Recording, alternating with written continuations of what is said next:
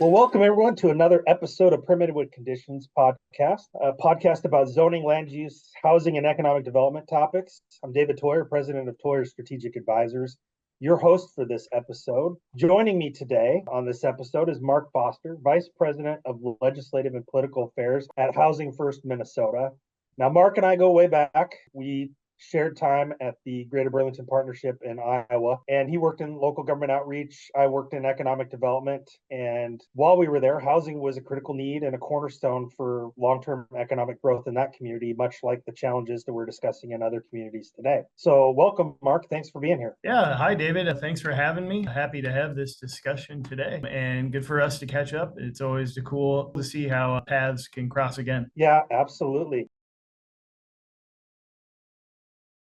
Well, I want to start by giving our listeners maybe just a little background on your current role at Housing First Minnesota, and maybe talk a little bit about what some of the things you're working on for the organization and how that fits with its mission. Yeah. So, Housing First Minnesota, we're one of the largest home builders associations in the country, and we bring Minnesota's housing industry together to advocate for more housing and more ownership opportunities. We also host the largest celebration of home ownership in the country with our nation leading parade of homes. And finally, we have one of the state's fastest growing foundations in the Housing First Foundation that is constantly doing good work to house homeless veterans. So we have a lot of good things going and are constantly growing here at Housing First. And my role on the team has grown over the nearly 10 years I've been here with the organization, and I oversee and manage our legislative and political programs.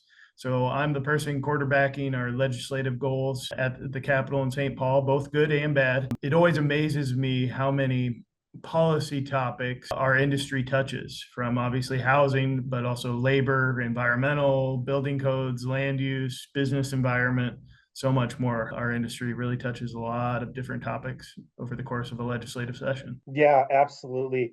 I think that's the thing that a lot of folks often miss is that there is, this hand in hand relationship between housing and what that means relative to transportation planning and infrastructure costs, both in investing in new facilities and maintaining them. And there's just so much across the spectrum. And at the end of the day, when you're talking about trying to kind of grow your workforce or grow a local economy, you have to have the housing there in order to be able to, house the workforce. Given the current landscape of housing and your role working on the legislative side of things for Housing First Minnesota, can you give me just an overview of some of the significant housing challenges that you've had there in Minnesota, and what have you been working on to address some of those big challenges? Yeah, so Minnesota, yeah, we have a lot of housing challenges. And I'd say, unfortunately, we kind of stick out like a sore thumb compared to our Midwestern peers. Our numbers are, if you just look at the pure data, they're quite a bit worse than, when we were both in Iowa. And then you compare us to the Dakotas and Wisconsin and others. Really, our red flags for a housing market are more comparable to the coast. The median new construction home here in Minnesota is anywhere from about 100,000 to over 200,000 more than our neighbors. And that's having a real world impact, like you mentioned, on retention and attraction of our workforce. So it's become a big business issue, as well as businesses want to try to grow here in Minnesota, but then they can't find the workforce to do so. On the regular, we have one of the worst rankings for available inventory in the existing market. And then we have one of the largest home ownership equity gaps in the country. Like I said, a couple big red flags that are not necessarily getting a whole lot better. I don't know if they're getting worse, but they're not getting better. Yeah. And it's just amazing to me, we're in a situation here in Washington where we're talking about your basic home in a subdivision now, like in Snohomish County where I'm at. I mean, they're starting, in the high eights, 800,000 plus dollars, $900,000.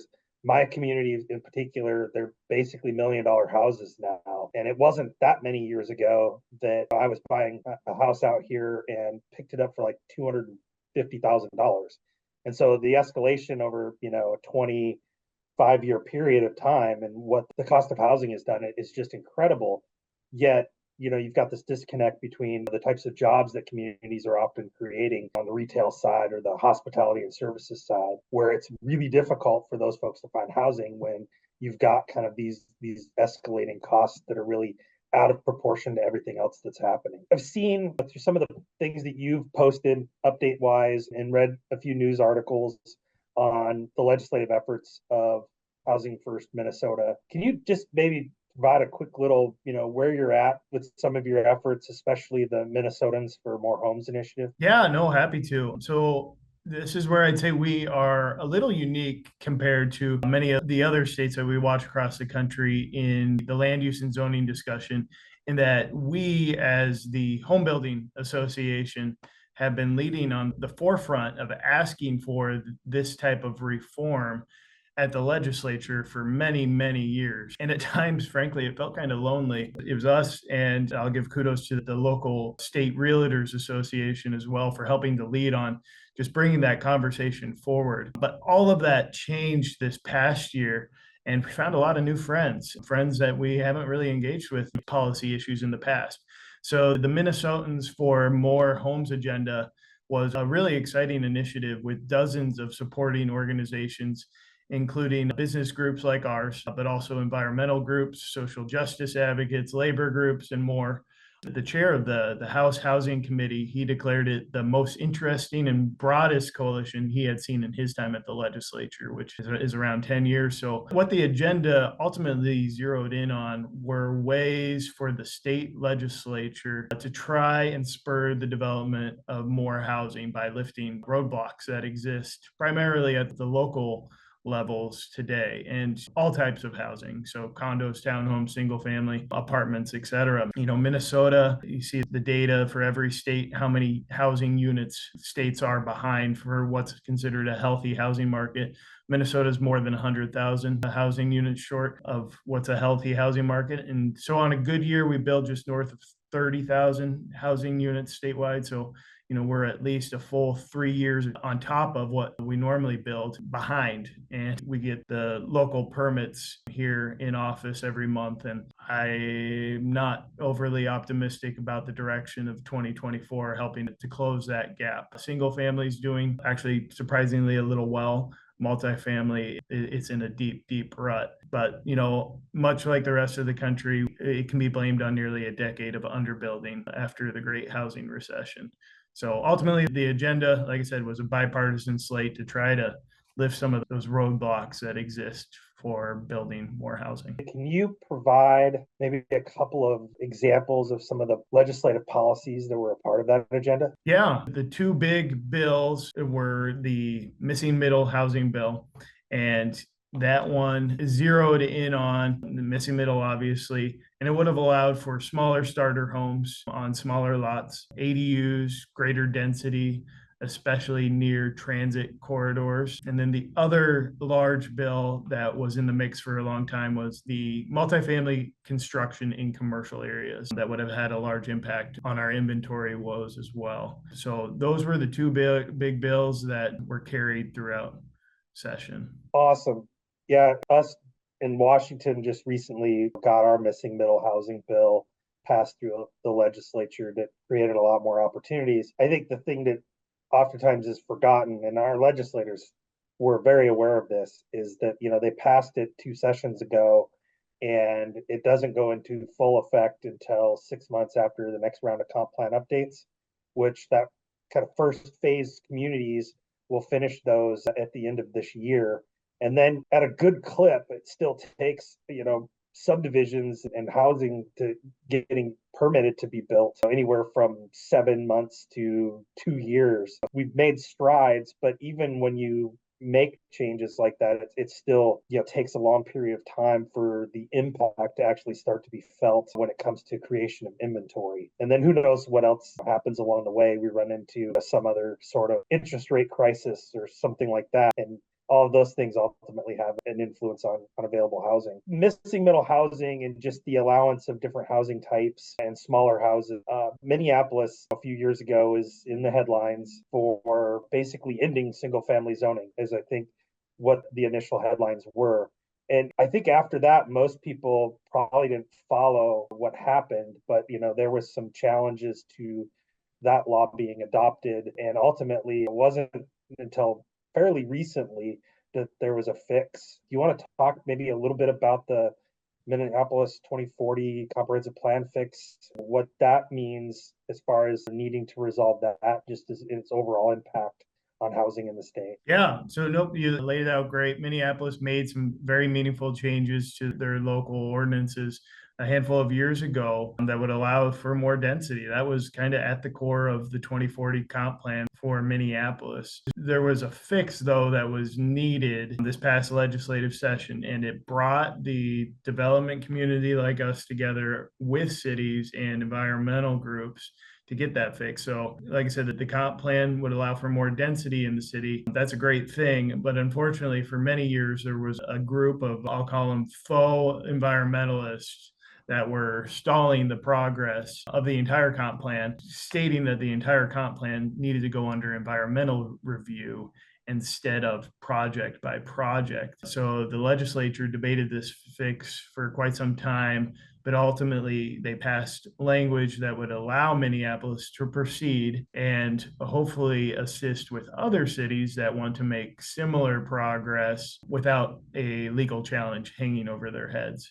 So it was a foundational pillar that will allow for more land use and zoning reforms in future years. Without this fix, I don't think we would quite have as strong a foundation for the reforms that are going to come in the coming years. Yeah, I know that has been a big question out here too in Washington is just, there are folks out there that I would say under the banner of environmentalism, and it's more really just protectionism of their pocket of their community, fight projects. And I know in our particular case, our legislature expanded the thresholds for exempting a lot of different projects from what we call SEPA review, State Environmental Policy Act review, so that there are a lot more projects these days that you cannot appeal a SEPA determination on a project because they don't even have to go through the process of having an environmental analysis done. They're just considered automatically exempt. And that really born out of the legislature trying to make improvements, the industry trying to build housing product, but then not being able to actually get anything done. The process was still causing innumerable challenges, let's just call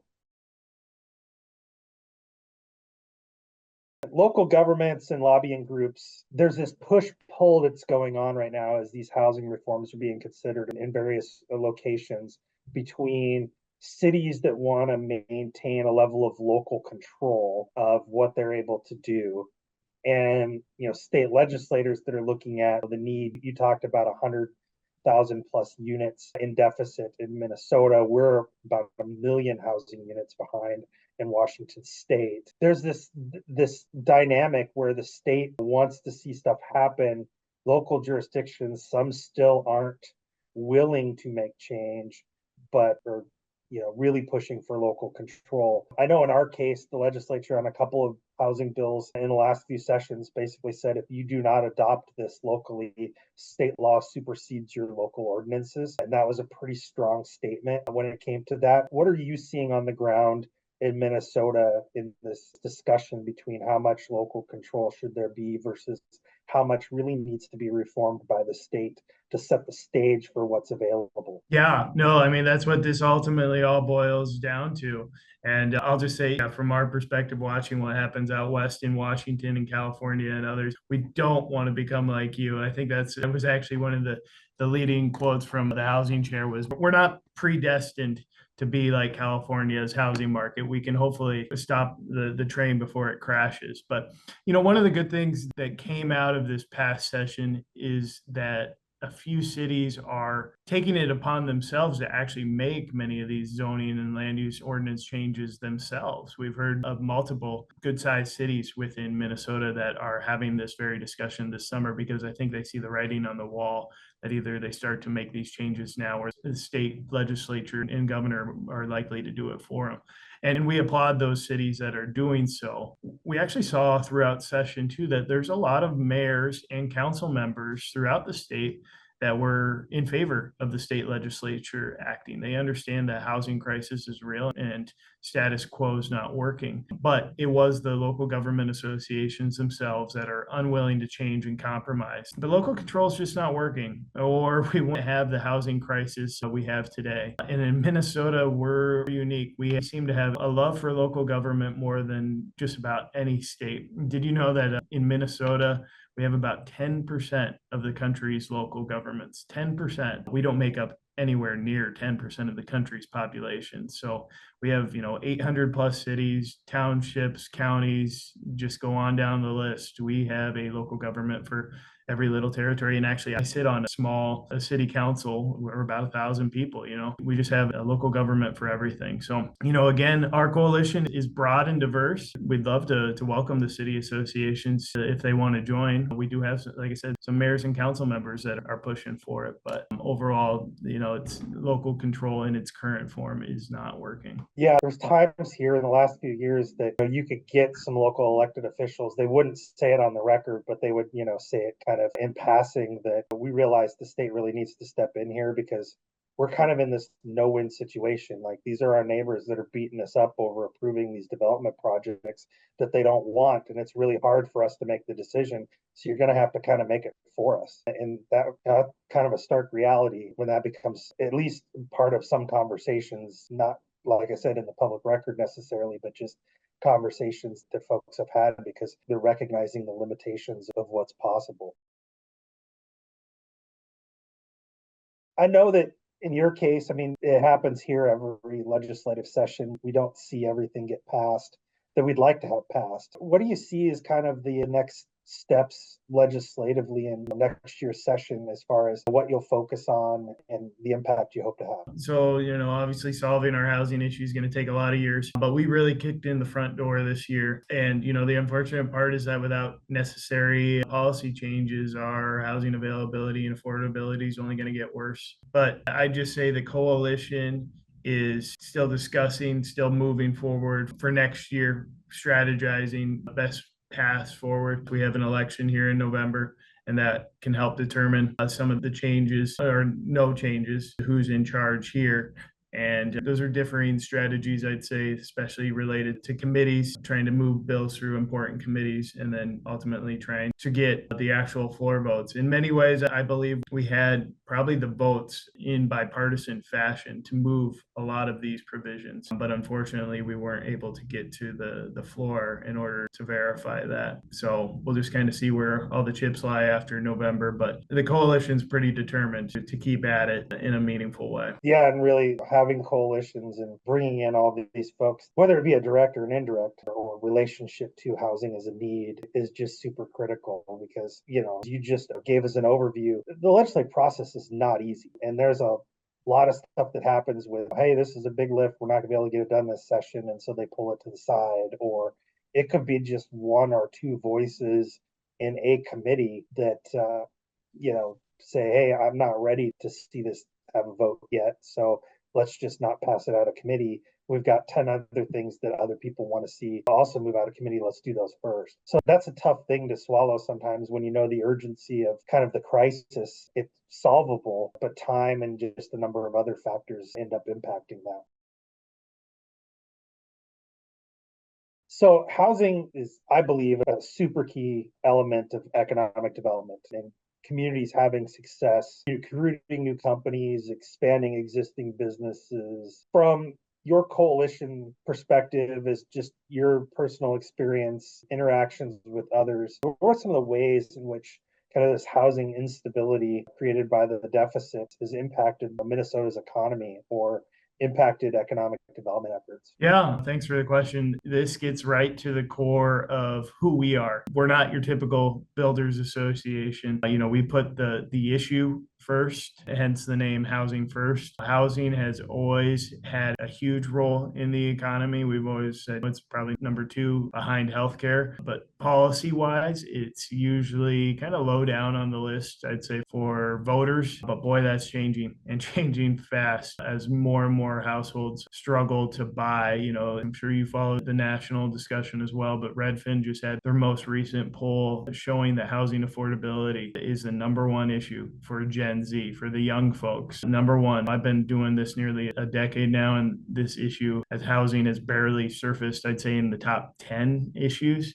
So to see it be number one amongst young people, that's a dramatic shift. It's an important issue that has to be addressed because for a number of reasons, economic mobility, foundational being, and then generational wealth. Those are all huge impacts for home ownership. Yeah, and I look at it too. It's a huge impact for transportation and other issues. I mean, here we've got communities that are still pretty darn close. They're like adjacent neighbors to the city of Seattle that refuse to make rezones happen to get higher densities. Great for them, right? They've protected their small town character. Bad for the poor people that have to sit on Interstate 5 and try to commute an hour every morning to their job in Seattle because they had to move 4 communities further out to be able to get a house or to be able to get into an apartment that they can afford. It has pretty substantive consequences. And when businesses are out there looking for workforce, it's tough to go, well, yeah, there's an available workforce here, but I got to rely on trying to convince them to drive from an hour away. That to me always seems like a very difficult value proposition for a lot of businesses and companies. Back when you and I both worked at the Greater Burlington Partnership, we had a number of different things going on. We had the fertilizer plant that was being constructed. It obviously had some temporary housing impacts, resulted in a pretty significant need for a short period of time. But then there were kind of long-term housing needs in the community in order to be able to support growth at the hospital, some of the various manufacturers in town. How does that background, having, worked in that environment at the local level, kind of helped you as you've worked on these broader statewide housing issues in Minnesota? Yeah, no, I mean, I'll just use a talking point we use an awful lot in legislative settings. Do you want your kids and grandkids to have the same opportunity that you have in hoping to buy a house? But also, do you want your kids and grandkids to live in the same community near you? Or do you want them to have to be forced to move, possibly, like your example, 30 minutes or an hour away in order to be able to afford housing? Housing's at the core of economic development. It's at the core of workforce. It's everything. If you can get housing right and have, we're an advocate for housing options. We promote ownership primarily, but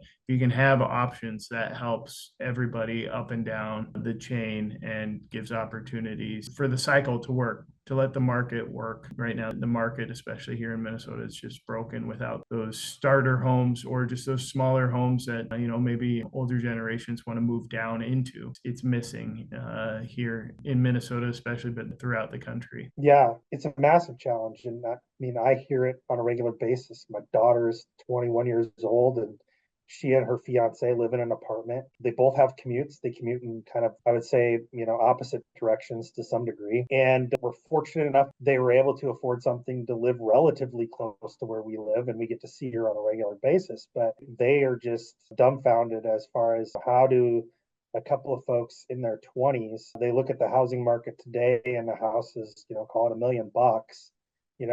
How do they afford a house without being like so overly cost burdened they can't afford anything else? How do they afford a house in the next few years if they could make it happen?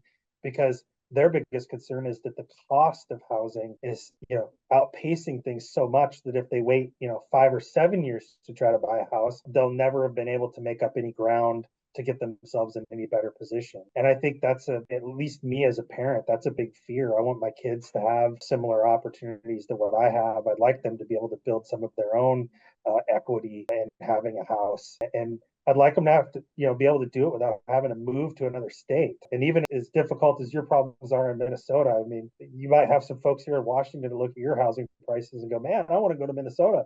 That looks awesome. Those are a lot better deals. But our time in Iowa, in Burlington, a lot of discussion you would hear in economic development circles was how do we, as a state that's struggled to have population growth, what can we do to encourage our youth to go to college outside the state to actually feel like they can come home? And it was kind of a two-part equation. The first part being they need to feel like there's a job that they can fall into a career back home. And the other thing is they need to feel like they can find housing. And so jobs and housing are really the two big drivers of those sorts of things happening. So I really appreciate your time and your work on this in Minnesota. It's just such a super critical issue in our states, both yours and mine, as well as nationally. And it's hopefully we can learn from each other's experiences and we can start making some progress. Any other thoughts that you have that you want to share as far as Housing First Minnesota, or just kind of some of the things you see or maybe you're even concerned about on the horizon when it comes to housing overall? Like I said, I think it's an exciting time to be in the industry, both the good and the bad. But housing it's become a kitchen table issue. It's getting national attention in the presidential race, even, and the like. And so there's a lot of momentum. And again, in such a partisan environment throughout the country, this is the issue that is able to hopefully transcend a lot of that. We had a very fun moment. One of the funnest moments during session this year was we had a far left self-proclaimed socialist and a couple of far right free market conservatives actually agreed on removing parking mandates statewide. So that was a fun issue. Again, there are a lot of opportunities for weird bedfellows to get together and do meaningful work that will have a meaningful impact for the next generation of home buyers. Yeah, I mean, whether you're a Democrat or Republican or something else, at the end of the day, you got to have somewhere to go home to. So thank you again for your time. It's been a pleasure having you on this episode of the podcast. I want to thank our listeners for tuning in to another edition of Permitted with Conditions. Hopefully you found this insightful and engaging. If you've got ideas for topics, feel free to reach out. And don't forget to subscribe on Substack, Spotify, or Apple Podcasts, where you can also get links to follow us on social media for the latest updates. We would love to hear your thoughts, so feel free to drop them in the comments section. Thanks again for tuning in, and we will see you next time.